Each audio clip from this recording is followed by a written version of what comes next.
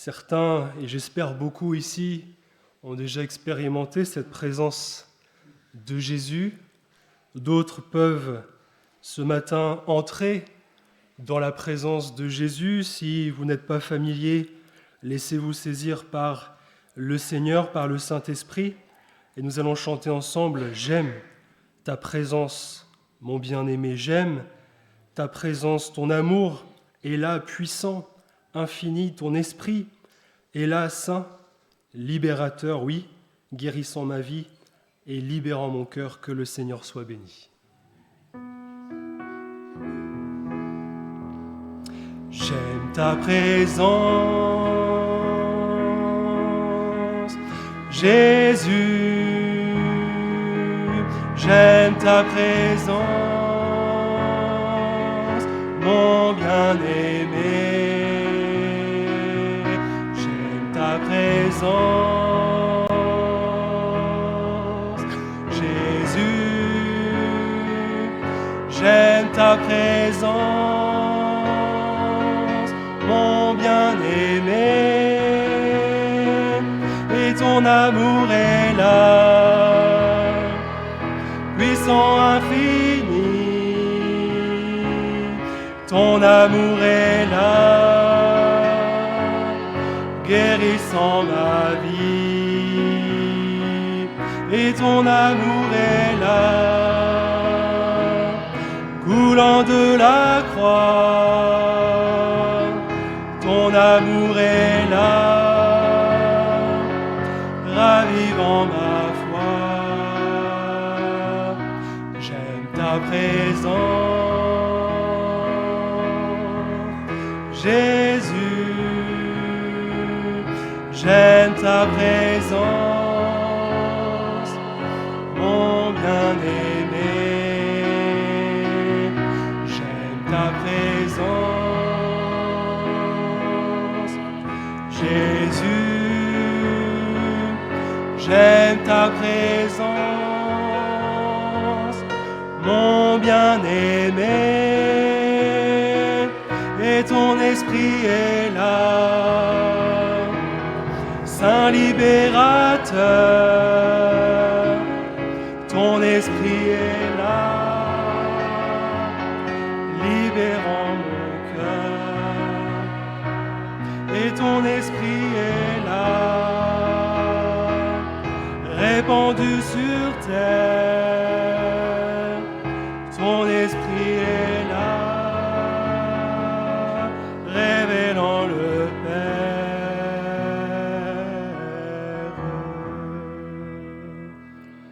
Que le Seigneur soit béni, puissiez-vous ce matin vraiment vous laisser inonder par le Saint-Esprit et chanter ensemble dans la continuité, puisque Jésus est là, puisque nous avons dit que son amour, son esprit est là. Chanter ensemble, c'est le Sauveur de mon âme, c'est le Sauveur, c'est le Seigneur de ma vie, et je veux toujours l'aimer.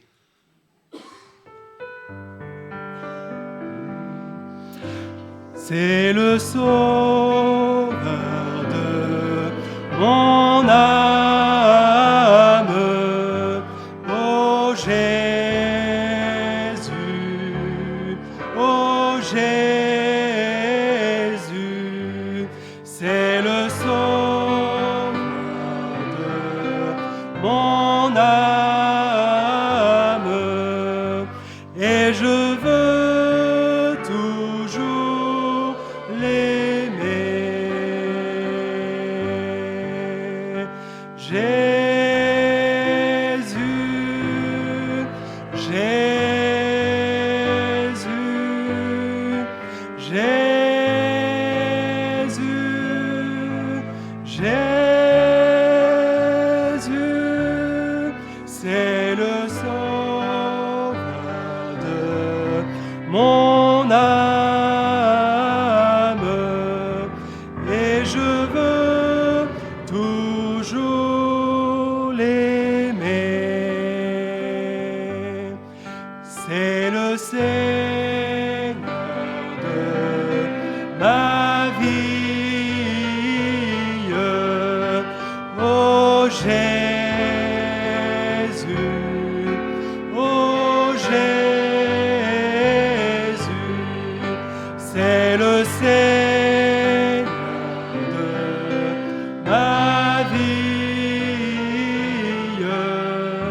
et je veux toujours l'aimer.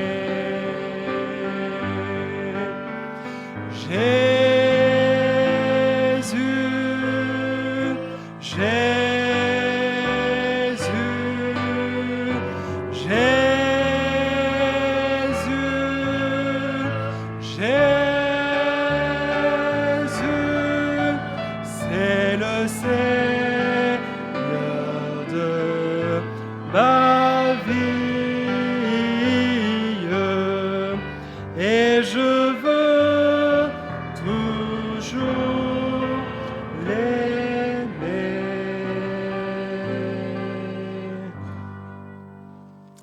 J'espère que c'est le désir de vos cœurs, d'avoir en tout cas cette prière de toujours aimer Jésus, car toute chose concourt au bien de ceux qui aiment Dieu. C'est là la condition, frères et sœurs. C'est facile de dire que tout va bien quand tout va bien, et quand tout va mal. Le seul moyen de dire que tout va bien, c'est d'aimer Jésus, de lui appartenir, et de savoir que de toute façon, quoi qu'il arrive, Jésus est là. Jésus tient nos vies dans sa main. Jésus est le sauveur de nos âmes. Et donc à partir du moment où Jésus est le sauveur de nos âmes, que devons-nous craindre? De quoi avons-nous peur? De la mort? Avons-nous peur de la maladie? Avons-nous peur des soucis de la vie? Avons-nous peur de tout ce qui pourra arriver dans ce monde? Non. On n'a pas peur de ces choses, parce que notre âme appartient au Seigneur. Parce que le Seigneur Jésus est éternel et parce qu'il a sauvé nos âmes. Parce qu'avec lui, nous serons bientôt là-haut dans le ciel. Parce que nous savons que nous serons réunis avec lui et que bientôt, nous pourrons le louer, nous pourrons l'adorer. Sois bénis, frères et sœurs, on poursuit avec ce cantique, le numéro 306 sur les chœurs et cantiques, qui nous parle bien sûr de Jésus, amour aussi pur que la neige, amour qui apaise mes peurs, qui remplit tout mon cœur, qui porte mon fardeau, qui rachète ma vie.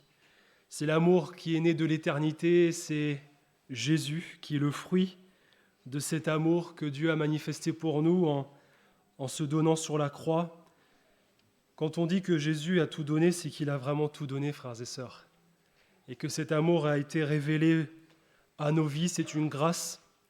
Il a été manifesté, des fois on entend, mais est-ce que le Seigneur nous aime? Jésus, oui, nous aime. Et parce que Dieu a tant aimé le monde, qu'il nous a tant aimé, il a donné Jésus et la croix est là pour nous le rappeler, que c'est là où Jésus a tout donné pour nous. Alors, chantons ensemble ce merveilleux cantique, « Amour aussi pur que la neige ».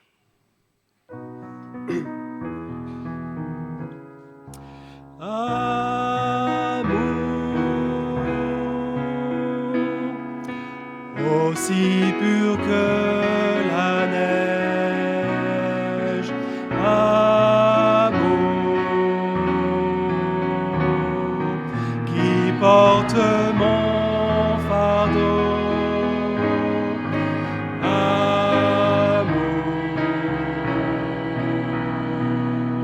qui rachète ma vie, ton amour, Jésus.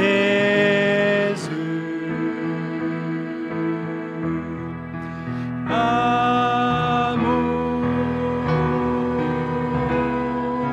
qui apaise mes peurs,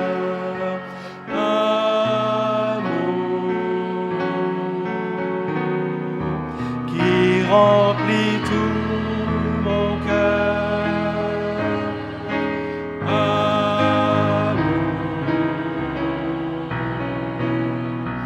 roi de la sainteté, ton amour, Jésus.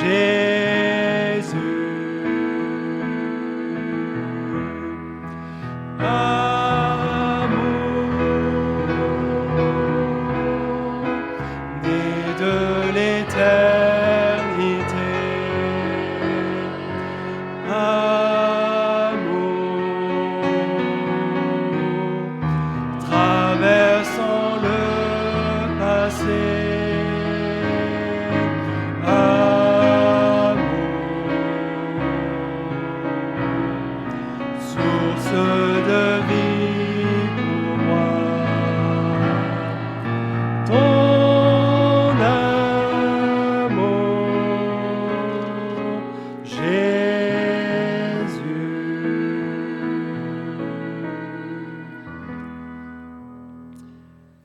parce qu'il a donné sa vie pour nous. Chantez aussi ensemble ce cantique de reconnaissance. Merci pour la croix, pour le prix payé, car tu t'es donné sans rien retenir. À toi, mon amour, tout mon cœur.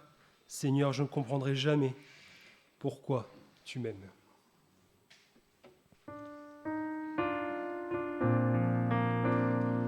Merci pour la croix, pour le prix payé, car tu t'es donné sans rien retenir. Précieux Jésus, précieux Jésus, ils sont pardonnés nos nombreux péchés, couverts par ton sang, ils sont oubliés. Merci Jésus, merci Jésus. À toi mon amour, tout mon cœur Seigneur, je ne comprendrai jamais pourquoi tu m'aimes. Tu es mon bonheur, ma suprême joie. Mais voici le plus grand miracle à mes yeux, c'est que je fais ta joie. C'est pour nous guérir que tu as souffert. Tu as pris nos peurs, donné ton amour.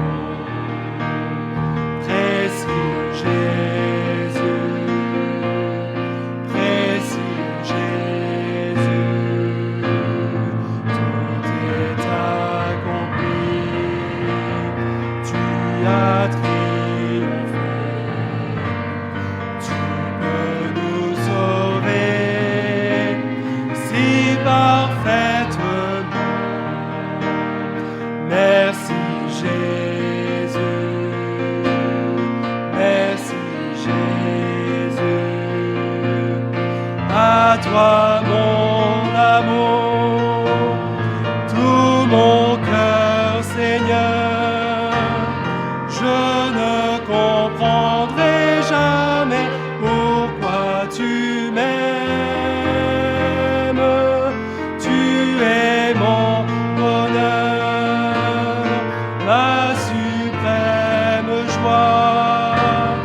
Mais voici le plus grand miracle à mes yeux, c'est que je fais ta joie. Alléluia. C'est un miracle que de faire la joie de notre Dieu, parce que ce miracle, c'est Jésus qui l'a accompli dans nos vies, dans nos êtres tout entiers, en nous sauvant, en faisant, en opérant cette œuvre de régénération, frères et sœurs. Alors, avant de partager ensemble le repas du Seigneur, on va chanter ce cantique que j'affectionne tout particulièrement. On va le raccourcir ce matin, parce qu'il est 4 couplets, mais il peut être un peu long. Alors j'aimerais qu'on puisse chanter le premier et le dernier couplet. Sur le mont du Calvaire, cette croix me sera toujours chère, et toujours avec ce dernier couplet, m'appuyant avec foi, rien d'autre, avec foi, sur la croix de Jésus. Son opprobre, je veux le porter jusqu'au jour bienheureux où parmi les élus, dans le ciel, je pourrai l'exalter. Alléluia.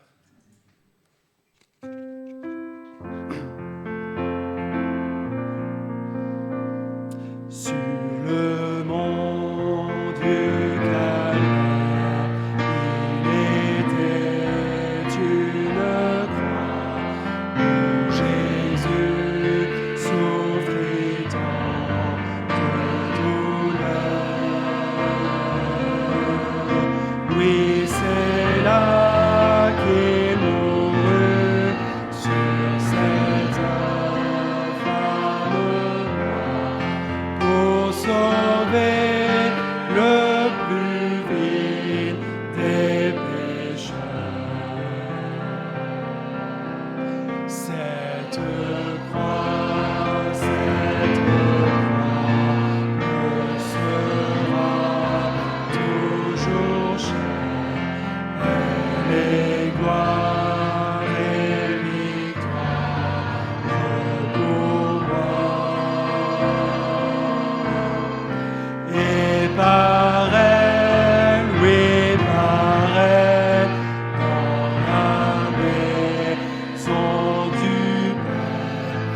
La couronne est offerte à ma foi. M'appuyant avec foi sur la croix de Jésus, son dos prendre, je veux le porter. Jusqu'au jour bienheureux où parmi les élus dans le ciel je pourrai l'exalter. Cette croix me sera toujours chère. Elle est gloire et victoire pour moi. Et par elle, oui, par elle, dans la maison du Père, la couronne est offerte à ma foi. Alléluia. Je me faisais la réflexion en chantant jusqu'au jour bienheureux où parmi les élus, je me disais, j'en côtoie des élus la semaine, mais pas aussi nombreux que le dimanche. C'est vrai, on est tous, frères et sœurs, élus, choisis.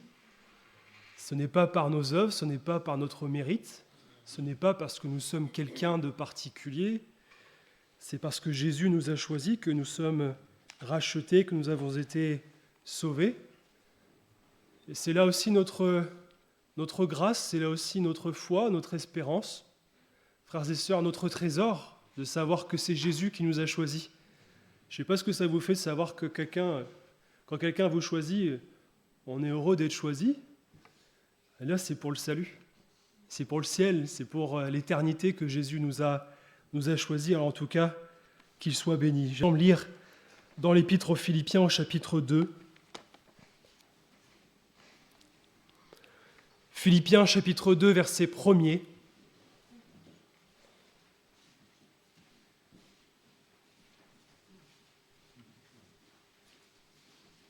J'ai cité nos frères Legris ou pas? Mon frère? Oui? Pardon de vous interrompre. Je n'ai peut-être pas assez bien prononcé. Il n'y a pas de mal. Philippiens chapitre 2, verset 1er. Si donc il y a quelque consolation en Christ, s'il y a quelque soulagement dans l'amour, s'il y a quelque communion d'esprit, s'il y a quelque compassion et quelque miséricorde, rendez ma joie parfaite, ayant un même sentiment, un même amour, une même âme, une même pensée. Ne faites rien par esprit de parti ou par vaine gloire, mais que l'humilité vous fasse regarder les autres comme étant au-dessus de vous-même. Que chacun de vous, au lieu de considérer ses propres intérêts, considère aussi ceux des autres. Ayez en vous les sentiments qui étaient en Jésus-Christ.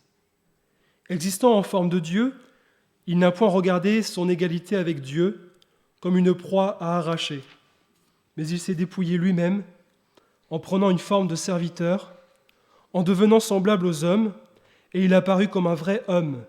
Il s'est humilié lui-même, se rendant obéissant jusqu'à la mort, même jusqu'à la mort de la croix. C'est pourquoi aussi Dieu l'a souverainement élevé et lui a donné le nom qui est au-dessus de tout nom, afin qu'au nom de Jésus, tout genou fléchisse dans les cieux, sur la terre et sous la terre, et que toute langue confesse que Jésus-Christ est Seigneur à la gloire de Dieu. Amen. Et puis, Matthieu chapitre 26, verset 26, pour ce temps où le Seigneur a partagé ce repas et l'exemple qu'il nous a laissé pour nous ce matin encore. Matthieu 26, verset 26, pendant qu'il mangeait, Jésus prit du pain et, après avoir rendu grâce, il le rompit et le donna aux disciples en disant « Prenez, mangez, ceci est mon corps ». Il prit ensuite une coupe et après avoir rendu grâce, il la leur donna en disant « Buvez-en tous, car ceci est mon sang, le sang de l'alliance qui est répandu pour beaucoup, pour le pardon des péchés, je vous le dis. Je ne boirai plus désormais de ce fruit de la vigne, jusqu'au jour où j'en boirai du nouveau avec vous, dans le royaume de mon Père. Amen. Marc, chapitre 4, verset 35.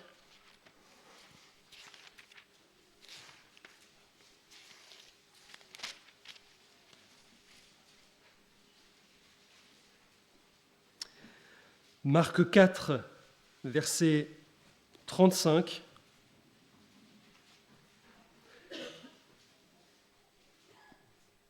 Ce même jour, sur le soir, Jésus leur dit « Passons sur l'autre bord ». Après avoir envoyé la foule, ils l'emmenèrent dans la barque où il se trouvait. Il y avait aussi d'autres barques avec lui. Il s'éleva un grand tourbillon et les flots se jetaient dans la barque au point qu'elle se remplissait déjà. Et lui, il dormait à la poupe sur le coussin.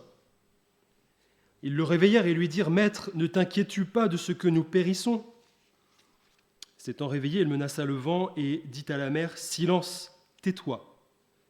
Et le vent cessa et il y eut un grand calme. Puis il leur dit « Pourquoi avez-vous si peur ? Comment n'avez-vous point de foi ?» Ils furent saisis d'une grande frayeur et ils se dirent les uns aux autres « Quel est donc celui-ci à qui obéissent même le vent et la mer ?» Amen. Et j'aimerais qu'on souligne ce deuxième détail au verset 38, où Jésus dormait à la poupe sur le coussin. De l'herbe verte, on n'en manque pas en Normandie. Un coussin, j'espère que, en tout cas, moi c'est le cas, je ne peux pas dormir sans oreiller. Et je crois qu'un coussin, c'est toujours plus agréable et plus confortable que rien du tout. Comme le fait de s'asseoir dans un désert, soit sur du sable ou sur des cailloux, je crois que c'est plus confortable de s'asseoir sur de l'herbe que de s'asseoir sur des cailloux. Vous êtes d'accord avec cela ? Eh bien, frères et sœurs, cela nous parle des grâces, et j'ai envie de dire plus particulièrement des bénédictions de Dieu dans nos vies. Une bénédiction qui se manifeste par les choses les plus simples et pourtant qui sont les plus essentielles, les plus nécessaires. Je crois que, encore une fois, vous avez peut-être expérimenté cela quand on se retrouve à randonner, à marcher dans les montagnes, etc. On ne va pas s'asseoir, encore une fois, sur le chemin rempli de cailloux ou sur la terre. Si on voit un petit coin d'herbe, on va être les premiers à s'asseoir sur l'herbe. Et je crois que dans la parole de Dieu, tout est important, les moindres détails. Et pour qu'il y ait ce détail où Jésus est en train de bénir cette foule parce qu'il va les nourrir, la parole de Dieu souligne qu'ils sont assis, il les fit asseoir sur l'herbe verte. C'est un petit coin désertique. On pourrait dire qu'évidemment dans cette situation, et les disciples le disent, à vue humaine, ils disent « Mais Seigneur, il n'y a rien ici ». Et le désert, on le sait depuis maintenant quelques vendredis, quelques études bibliques, on sait ce que c'est que le désert, à la parole de Dieu. Et j'ai envie de vous dire, pour nous, c'est cette situation où on a l'impression qu'il n'y a plus rien, qu'humainement, ce n'est pas possible de rester là, qu'on a besoin de quelque chose, on a besoin de partir de ce lieu parce qu'il faut qu'on trouve un lieu plus confortable. Et pourtant, là, il y a de l'herbe.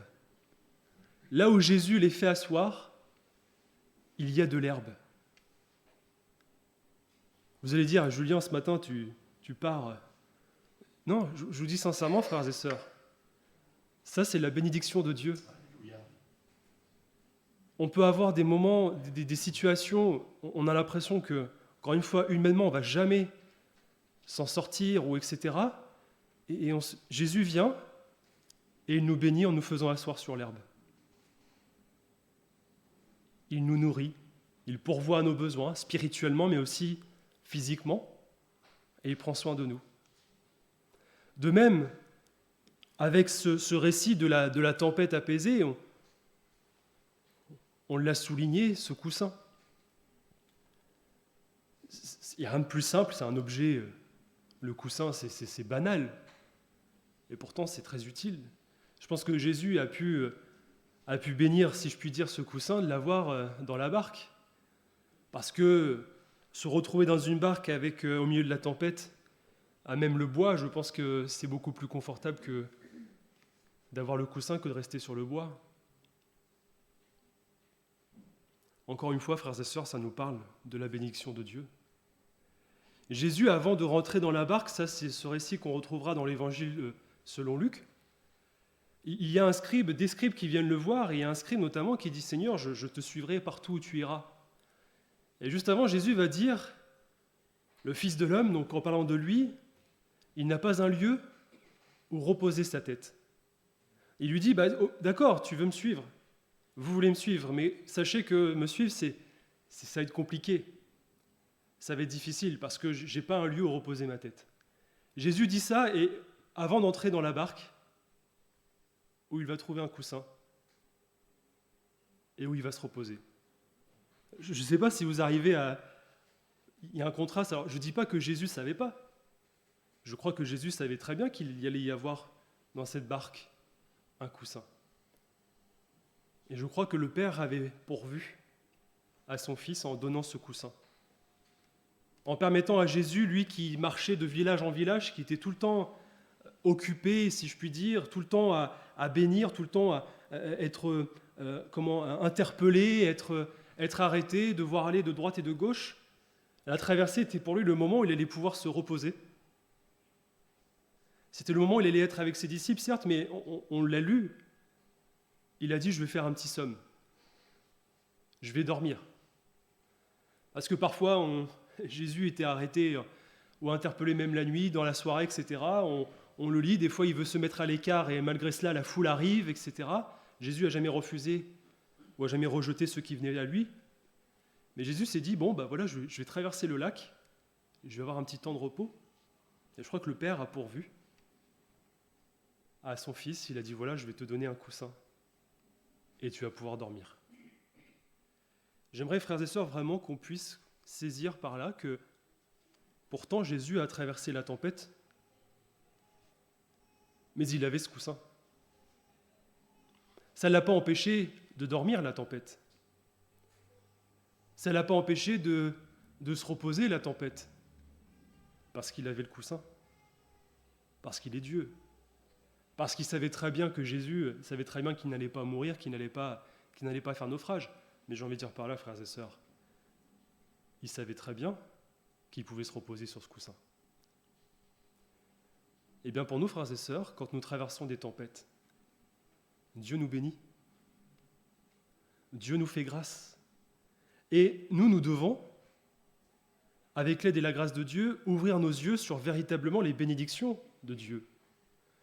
Quelles sont les véritables bénédictions de Dieu ? Alors peut-être que la logique humaine, ça aurait été de dire, mais Seigneur, tu aurais pu prévoir au moins peut-être une plus grande barque, un plus grand bateau. Tu aurais pu prévoir peut-être même, je ne sais pas si c'était le cas, un toit, ou même Seigneur, puisque tu es Dieu, tu aurais pu éviter la tempête. Jésus aurait très bien pu dire, cette nuit, on ne va pas traverser le lac.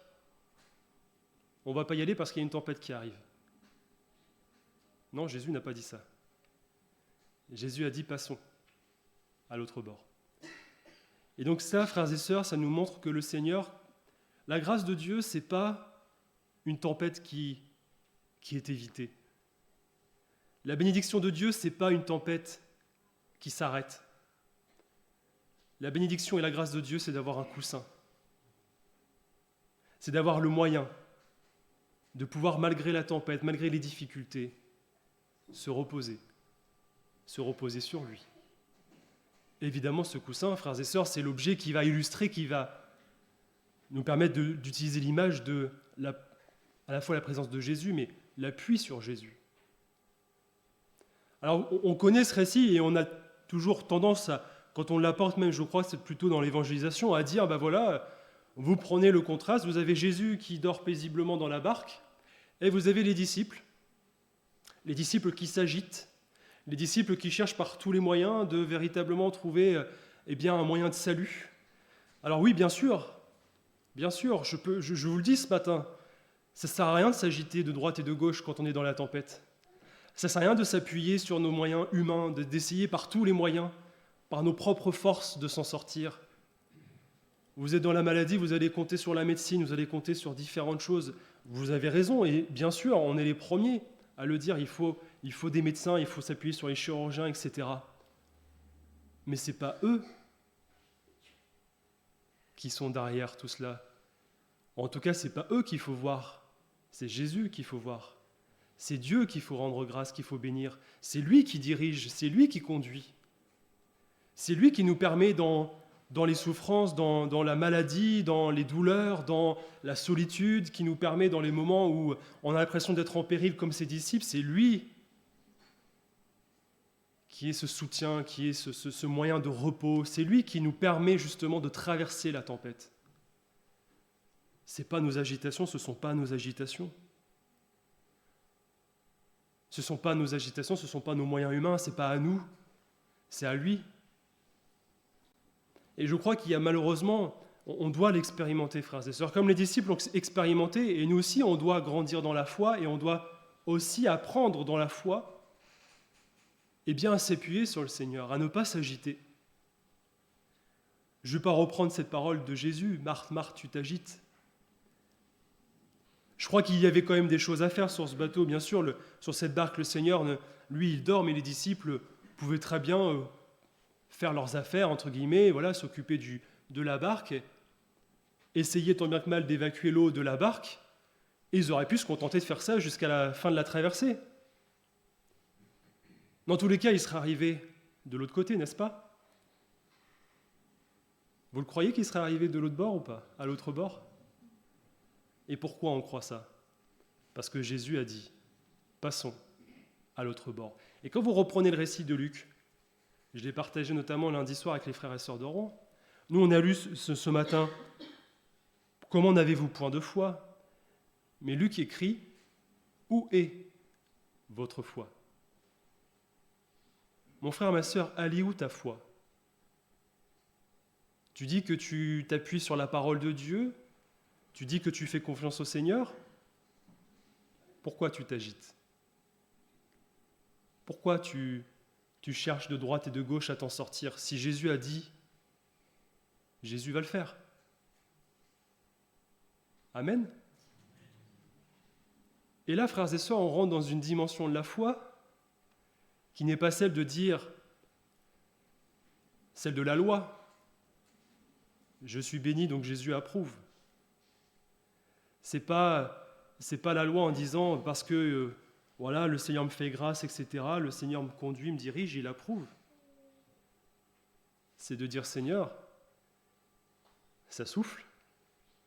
Seigneur, il y a des vents contraires, il y a la tempête, ça s'agite, il y a des vagues, il y a des dangers, mais j'ai foi en toi. Je ne regarde pas sur ce qui se passe autour de moi, je ne regarde pas aux circonstances de la vie, je regarde à ta parole. Je regarde à ce que toi tu dis. Alors après, la condition, frères et sœurs, bien sûr, c'est d'avoir reçu véritablement cette parole de Jésus.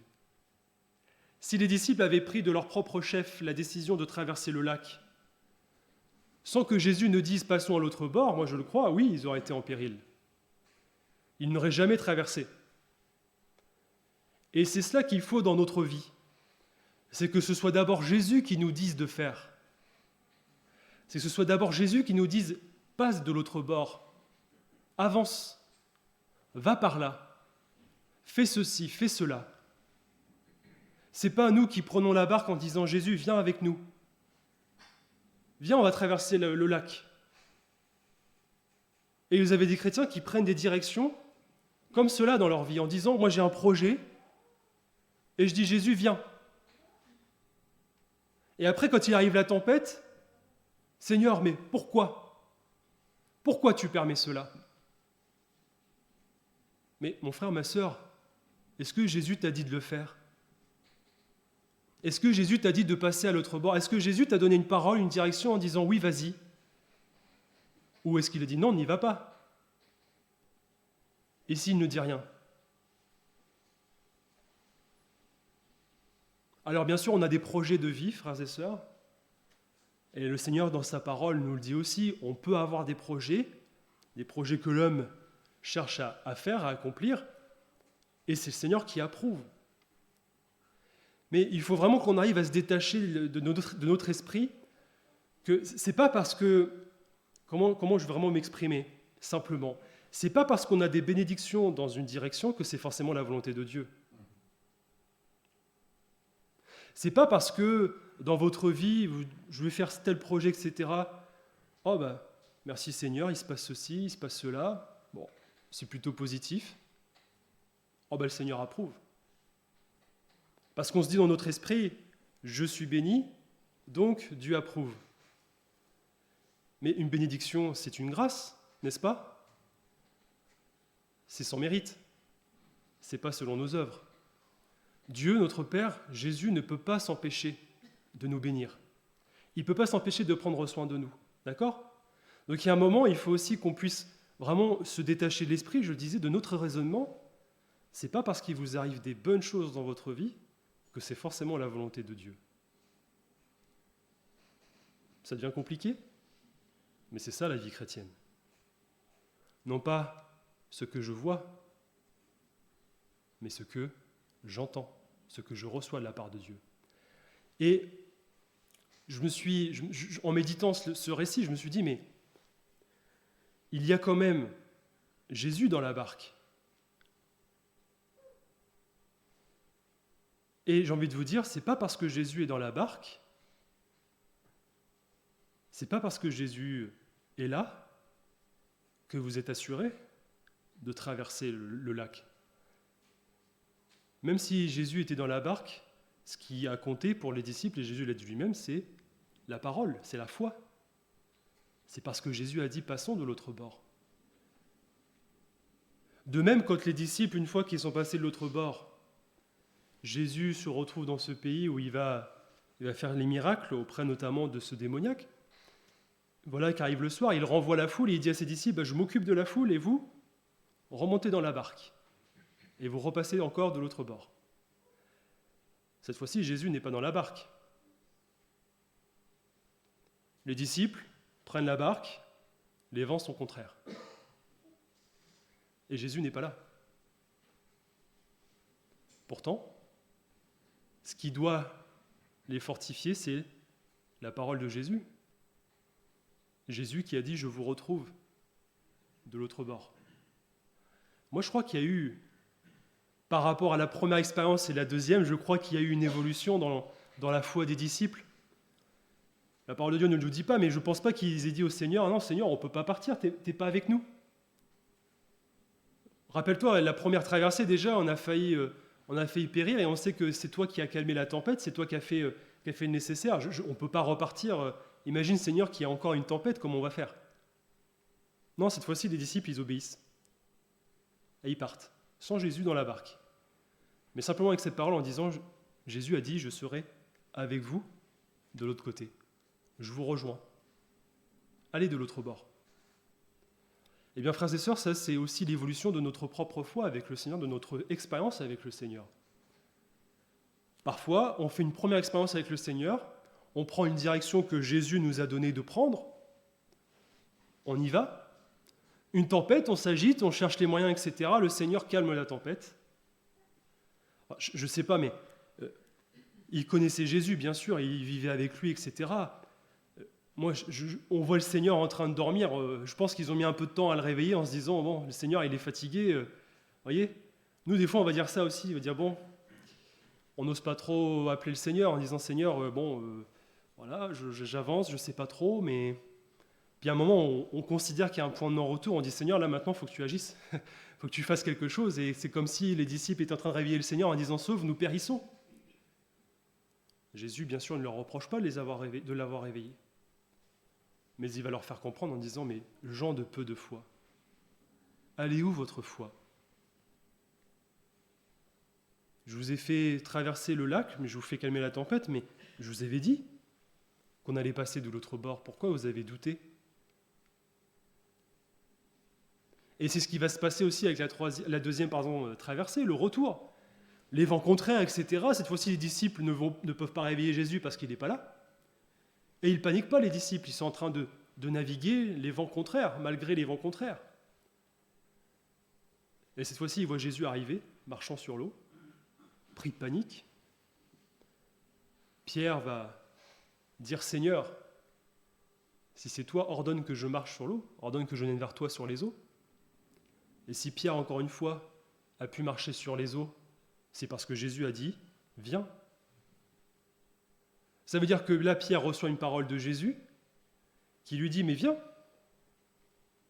marche sur les eaux, viens, rejoins-moi ». Et bien ça, frères et sœurs, c'est la prière de ceux et de celles qui aspirent, bien sûr, et où on a raison d'aspirer, à vivre des grandes choses avec le Seigneur, à dire « Seigneur, ce miracle-là, je veux le vivre. Seigneur, ce prodige-là, je veux le vivre. Je veux marcher avec toi sur les eaux. » Le Seigneur a dit « Viens ». Mais voilà que Pierre, alors à chaque fois on jette la pierre sur Pierre, c'est facile. C'est moins facile d'aller marcher sur la mer quand il y a une grosse tempête, en pleine nuit. Pierre commence à regarder autour de lui, il s'enfonce, et Jésus va bien sûr le sauver, revenir dans la barque, et il va lui dire « Mais pourquoi as-tu douté ?» On ne l'a pas entendu ce matin? Pourquoi tu doutes? Pourquoi vous doutez de la parole de Dieu? Pourquoi vous doutez que le Seigneur puisse vous faire grâce, vous sauver, vous conduire dans votre vie? Pourquoi on doute, frères et sœurs? Parce qu'on est humain, bien sûr. Mais parce qu'on doit apprendre à nous appuyer non pas sur ce que l'on voit, mais sur ce qui est écrit, sur ce que Dieu nous dit. La foi ne vient pas de ce que l'on voit. D'accord? Et Pierre, comme les disciples autour, ont dû être, encore une fois, c'est dire, mince, la première traversée, on a un petit peu failli dans notre foi. La deuxième traversée, le Seigneur revient en disant, mais pourquoi vous avez douté? Mais c'est comme ça avec le Seigneur, frères et sœurs. On doit apprendre, on doit avancer avec lui. Et avancer avec le Seigneur, ça nécessite de ces expériences où, eh bien sûr, on doit passer par des moments difficiles. On doit passer par des moments où le Seigneur nous met devant l'évidence du fait que notre foi n'est pas encore pleinement parfaite, mais qu'il faut que l'on grandisse dans la foi. Maintenant, je l'ai dit tout à l'heure, mais si vous prenez une direction sans la parole de Dieu, sans la direction de Jésus, je ne dis pas que le Seigneur ne viendra pas vous sauver dans vos malheurs, dans vos tristesses, dans vos périls. Ce n'est pas ça du tout que je dis. Le Seigneur viendra et il est fidèle, il est le seul fidèle justement qui saura venir vous secourir. Mais on peut les éviter ces moments-là. On peut éviter ces mises en péril.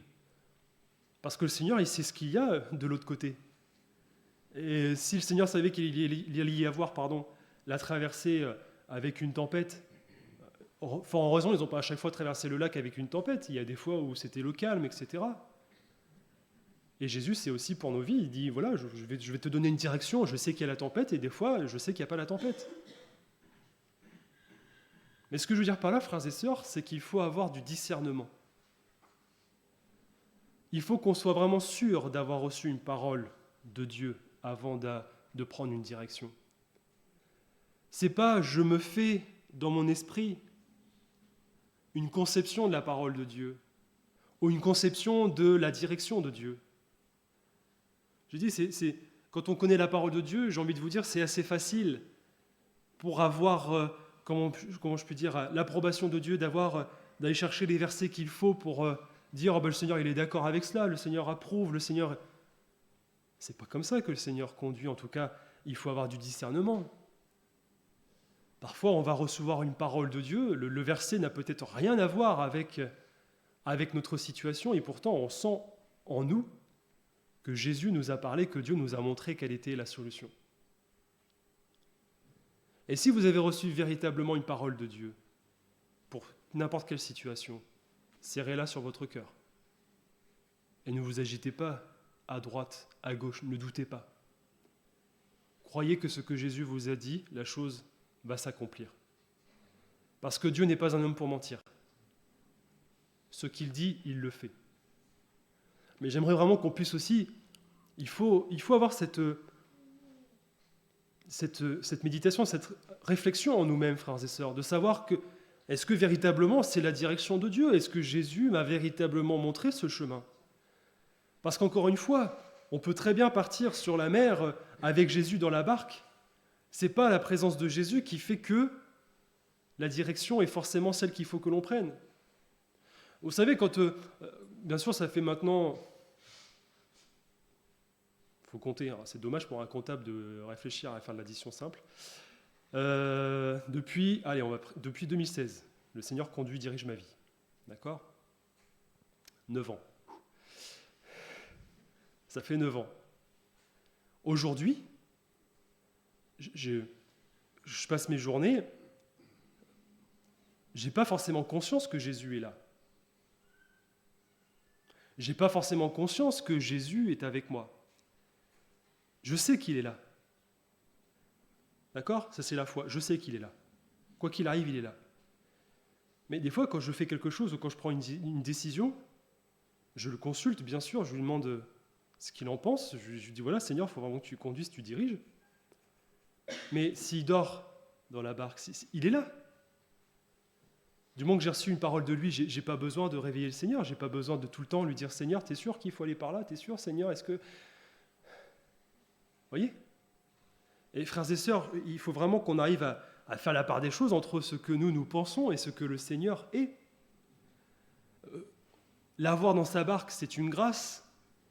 Et bien sûr, j'appelle à tous ceux qui n'ont pas accepté le Seigneur Jésus dans leur vie. C'est cette image-là que l'on a, de dire, mais prenez Jésus avec vous, acceptez Jésus dans votre cœur, et c'est Jésus qui est dans votre cœur, qui vit avec vous. C'est ça l'image de la barque, c'est le cœur. Mais nous, il est avec nous. Pour ceux qui sont à lui, il est là, il est tout le temps là. Mais je n'ai pas besoin de l'interpeller toutes les 2 minutes pour des directions parfois. Je fais ma vie et je sais qu'il est là. Même s'il dort, même s'il ne me parle pas, je sais qu'il est là. Ça, c'est la grâce de Dieu. Maintenant, ce n'est pas parce qu'il est là que forcément, ce que je fais, ce que je dis, etc., il approuve.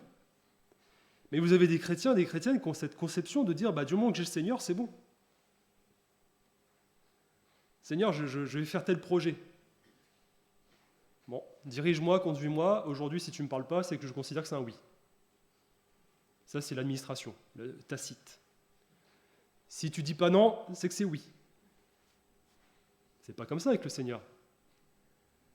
Jésus, il dit pas, c'est pas quand je dis pas non, ça veut pas dire oui. Compliqué tout ça. Mais non, reçois une parole de Jésus, reçois la parole de Dieu, le Seigneur te conduit. Tu ouvres la parole, le Seigneur te parle. Et le problème, c'est ça. Le problème, c'est que si vous vivez comme ça dans votre vie chrétienne, vous allez tomber malheureusement et vous allez rester dans un raisonnement un peu de la loi en disant je ne comprends pas, je ne suis pas béni. Je ne comprends pas, il m'arrive ceci, il m'arrive cela, mais ce n'est pas parce qu'il arrive telle chose ou telle chose dans votre vie, les vents contraires, la tempête, que le Seigneur n'approuve pas. De même, ce n'est pas parce que tout se passe bien que le Seigneur approuve. Le plus important, frères et sœurs, c'est la foi. C'est d'avoir reçu une parole de Jésus. Et il y a des moments comme ça dans la vie où le Seigneur nous fait grâce. Il y a des bénédictions. Alors, je vais bientôt finir, mais je vais prendre ma propre expérience récente. Pour ceux qui ne le savent pas, j'ai repassé un énième concours. Je l'ai passé parce que je me suis inscrit en disant, voilà, je vais le faire. C'est juste pour me mettre en route pour le prochain, puisque je les enchaîne. Le Seigneur, je prie, je dis, Seigneur, voilà, bon, je fais ce que je peux. je révise ou autre. Voilà les écrits, je ressors des écrits, je me dis non, mais alors là, sincèrement, si je l'ai, voilà que je l'ai. D'accord? Donc je dis merci Seigneur, béni sois-tu. Et on se dit avec Florence, on dit oh là, quelle grâce. Seigneur, tu donnes peut-être une direction. Je vais passer les oraux, très bon ressenti. Je ressors, je dis bon là, sincèrement, là, Seigneur, après c'est toi qui diriges. Vous voyez, ma prière elle a changé, j'étais en train de me dire oh Seigneur, maintenant, bien sûr c'est toi qui diriges Seigneur, mais et là j'ai le ressenti. Bon, je ne l'ai pas eu à 0,21. C'est rien. On m'a dit oh, mais j'avais déjà loupé un concours à 0,5, mais là 0,21. Et là vous dites mais attends, je comprends plus là. Seigneur, pourquoi tu as permis que j'ai les écrits pour que je n'ai pas les oraux? Pourquoi tu as permis une bénédiction là? Enfin, mon esprit. Seigneur, tu me fais grâce, tu me donnes les écrits, tu me permets de passer. Et pourquoi je ne les ai pas, les oraux? Mais le Seigneur dit peut-être parce que c'est pas fait pour toi. Et que si tu avais loupé les écrits, tu te serais peut-être acharné dans cette direction en disant oui, mais là je les ai loupés, c'était peut-être pas le moment. Et frères et sœurs, ce que j'aimerais comprendre par cette image, c'est dire que parfois il y a des choses qu'on va nous percevoir comme une bénédiction, une grâce de Dieu, et on va dire ah ça y est, le Seigneur approuve, on peut y aller. Et nous, notre esprit, il change un peu, notre raisonnement, il change un peu en disant c'est bon, c'est entre guillemets du pain béni, ça y est, le Seigneur me conforte dans cette voie, et hop. Ça a été une petite claque, on met quelques heures à s'en remettre en disant bon, il faut digérer. Et après on réfléchit en disant de toute façon, Seigneur, c'est toi qui diriges, j'ai tout remis entre tes mains. Même pour des projets personnels. Bon, et on poursuit. Projet de maison. Allez, on fait une visite vendredi avec ma femme. Bon, la maison nous convient parfaitement. Le lendemain, allez, on va faire une contre-visite et puis demain, on fait une offre. Et dans mon esprit, en vrai histoire, je dis bon, il n'y a rien qui peut nous empêcher. Avant, c'était bon, il y avait une autre visite et quelqu'un qui faisait une autre visite, etc. Bon, là, je réfléchissais à moi-même et je dis bon, Seigneur, là, je vois pas ce qui pourrait coincer. Une demi-heure après, coup de téléphone, l'agent qui dit je comprends pas. Je reçois un mail, il y a une offre, on peut plus, je suis désolé, on est obligé d'arrêter. Ah, j'avais pas vu venir celle-là. C'est comme ça avec le Seigneur, frères et sœurs. Parfois, on croit que les événements s'embriquent les uns après les autres. On se dit bon, ça y est, hein, la route est en train de se faire, etc. Le Seigneur est en train de conduire. Et là, mais la condition, c'est d'avoir remis les choses entre les mains du Seigneur. Allez là, il y a la déception, il y a le moment de digérer, bien sûr. Mais après, on se dit, mais Seigneur, de toute façon, qui sait? Peut-être que cette maison, dans quelques temps, elle sera en ruine. Peut-être qu'il va se passer quelque chose. Peut-être que si j'avais pris la voie du concours, etc., je serais perdu. Enfin, il y a plein de choses. Bien sûr, après, dans ma vie propre, mes frères et sœurs, chacun, pour nous, ça doit être la même chose. Le Seigneur connaît les moindres détails de nos vies. Il sait très bien, on n'est pas des pions, on n'est pas des marionnettes entre les mains du Seigneur. Le Seigneur conduit. Hein, il utilise le joug. Il utilise le joug pour nous diriger. Mais il faut l'accepter, le joug. Il faut l'accepter. Et il ne faut pas confondre. Il ne faut pas se confondre, en tout cas, dans les directions. Et j'aimerais vraiment qu'on puisse terminer avec cette vision de savoir remercier le Seigneur pour les grâces malgré les difficultés. Je repensais notamment au témoignage de Erino d'Apozzo. Et quand je méditais là, sur le coussin, je me disais, mais lui, il l'a vécu comme ça. Mais à l'inverse, c'est-à-dire que il se retrouve dans les baraquements. Hein, c'est un pasteur italien qui était déporté.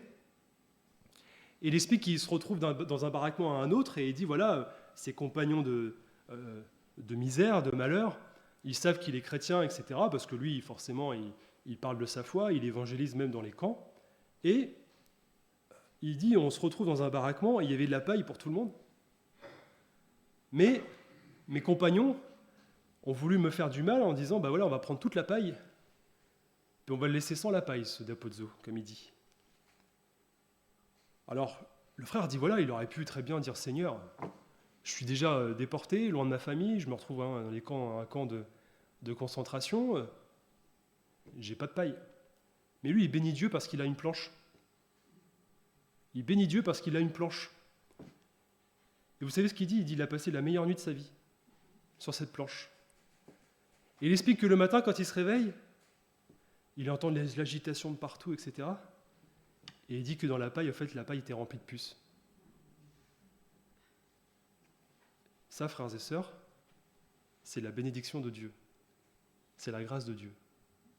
Alors peut-être que parce qu'ils se sont moqués de lui, Dieu a permis il a envoyé les puces dans la paille pour qu'ils soient tous piqués, etc., qu'ils passent une mauvaise nuit, enfin, bien sûr. Mais ce que je dis par là, frères et sœurs, il faut qu'on sache, nous aussi, qu'on apprenne à se contenter de ce qu'on a, de ce que le Seigneur donne, surtout. Ça ne sert à rien de courir après le matérialisme. Ça ne sert à rien de courir après le confort. D'accord? D'avoir, peu importe, la dernière voiture, la dernière télé.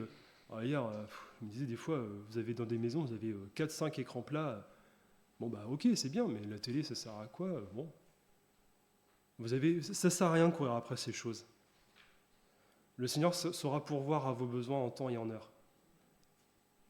Vous ne perdez pas de l'énergie dans ces choses-là. Ne perdez pas du temps dans ces choses-là. Le temps est court, là. D'accord? Le temps est court. Le Seigneur est en train de revenir. Et je crois que le Seigneur ne veut pas qu'on soit préoccupé par les choses d'en bas, il veut qu'on soit préoccupé par les choses d'en haut. Et que le plus important, c'est pas savoir si je vais avoir le dernier cri de ceci, de cela, si je vais être à la mode ou autre. Non, on s'en fiche.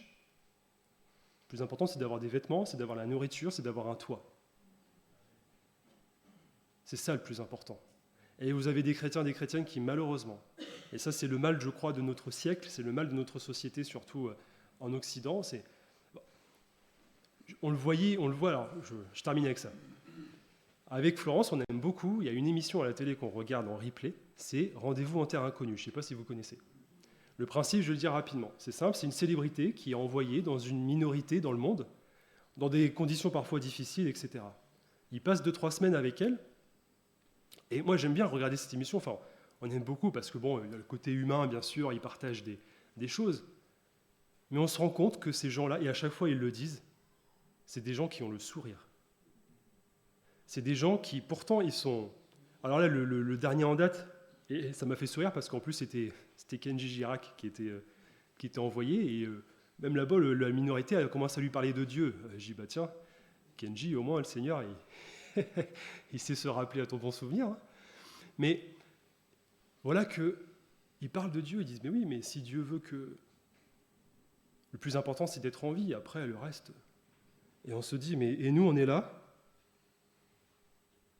on est capable de dire, de ne pas être content, de dire, Seigneur, ouais, j'ai pas ci, j'ai pas ça, je suis pas content. Et vous avez des peuples, vous avez des minorités, vous avez des gens dans le monde entier, ils vivent avec, c'est même pas 3 fois rien, c'est avec rien. Et ils ont le sourire.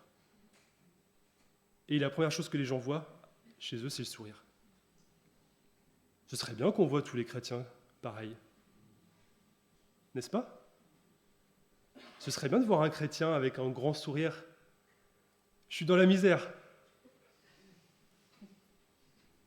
Mais pourquoi tu souris?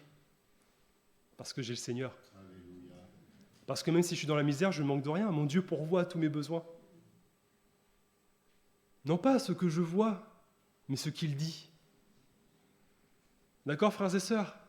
Alors que le Seigneur vous bénisse, j'aimerais vraiment que le Seigneur puisse ce matin avoir été par cette parole un profond réconfort. Vous en faites pas, il est presque 11h30. C'est vraiment important de vivre ces choses. C'est vraiment important de vivre la foi comme le Seigneur veut que l'on vive la foi. Et encore une fois, ce n'est pas un reproche, d'accord? Le Seigneur ne nous fait pas de reproche en disant « mais vous manquez de foi ». Le Seigneur fait un constat. Il dit « voilà, mon frère, ma sœur, mon enfant, ta foi n'est pas encore grande, bien sûr, mais il faut que tu progresses dans cette foi. Il faut que tu avances. Il faut que tu avances en ayant reçu la parole de Dieu. C'est ça qui te fera tenir. Que le Seigneur vous bénisse, frères et sœurs. Mon Seigneur et mon Dieu, je veux te rendre grâce et te bénir encore pour tes bienfaits. Seigneur, pardonne-nous pour toutes les fois où nous ne sommes pas reconnaissants, où nous ne savons pas te dire merci pour tout ce que tu nous donnes. Pardonne-nous, Seigneur, d'avoir parfois les yeux sur les choses d'ici-bas, sur les soucis de la vie, sur ce qui fait notre confort, sur ce qui peut être notre bonheur. Comme nous l'avons chanté, Seigneur, mon parfait bonheur, c'est de savoir que je fais ta joie. C'est de savoir que je t'appartiens. C'est de savoir que quoi qu'il arrive, quoi que le monde peut faire, toi tu demeures. Et que bientôt, Seigneur, nous serons avec toi pour l'éternité. Mon âme t'exalte, mon âme te loue, mon âme te célèbre. Et Seigneur, je veux vraiment te bénir, non pas pour tout ce que tu fais, mais pour tout ce que tu es. Je te bénis parce que tu as cette patience à notre égard, tu as cette miséricorde, tu as cette compassion qui font que, même si nous sommes infidèles, toi tu demeures fidèle. Et Seigneur, tu ne nous rejettes jamais, tu nous aimes, tu veux, Seigneur, nous bénir, tu veux nous conduire. C'est toi qui sais ce qui est bon et parfait pour nous. Alors Seigneur, je prie pour que ce matin encore, ta parole puisse être pour chacun de nous cette lumière sur notre sentier et qu'elle puisse nous aider, Seigneur, à passer à l'autre bord, à pouvoir avancer, progresser avec toi et entrer dans une dimension encore plus grande et plus profonde avec toi. Merci pour tout, Jésus. Amen. Pendant que deux de nos frères voudront bien passer pour les offrandes, frères et sœurs,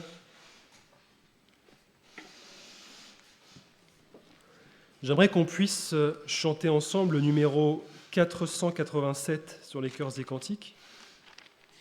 Je l'ai choisi en circonstance, puisqu'il dit « Quand vacille ton courage, quand tes yeux sont éplorés, eh bien crois, ta joie va renaître, et de ces mots, tu te souviens, gravés sur la main du Maître, je ne m'inquiète point. » Amen.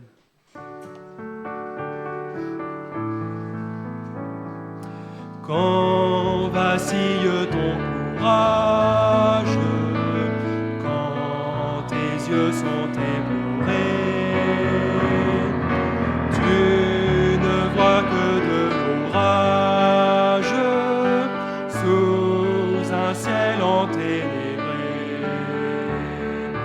Crois, ta joie va renaître, de ces mots tu te souviens,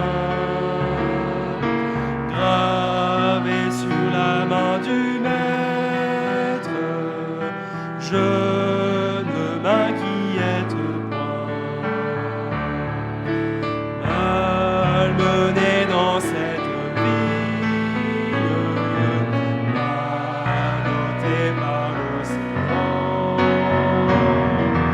peut-être que si tu brilles, aucun homme ne t'entend. Oui, ces mots tu dois connaître, c'est ton phare dans la nuit, gravé sur la main du Maître. Non, jamais Dieu ne m'oublie. Dans sa main, quelle allégresse, quelle paix pour chaque jour.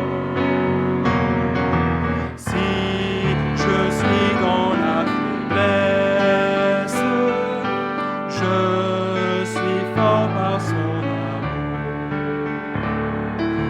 Et quand Christ va m'apparaître, m'appeler à lui bientôt, porté par la main du Maître, avec lui j'irai là-haut. Amen. Que ce cantique soit une vérité pour chacun de nous.